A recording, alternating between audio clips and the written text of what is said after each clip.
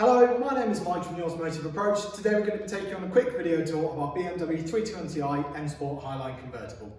So this is our BMW 320i M-sport Highline Convertible. It's a 2009 reg, 2 litre petrol, automatic gearbox, and it's got a whopping 12 stamps in the service book. The most recent one being done by us, including a new timing chain. It's also got 4 matching Goodyear tyres, along with recently refurbished alloys in dark anthracite grey, and they look fantastic.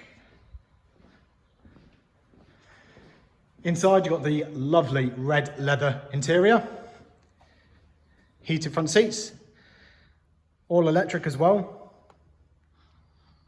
You've also got cruise control, aux input, air conditioning, steering wheel controls, lots of lovely features in there.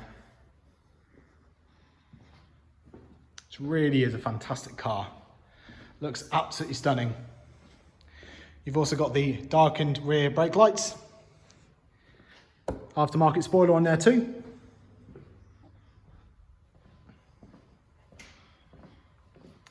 Really gorgeous looking car, look at that. If you have any more questions or queries, please get in touch.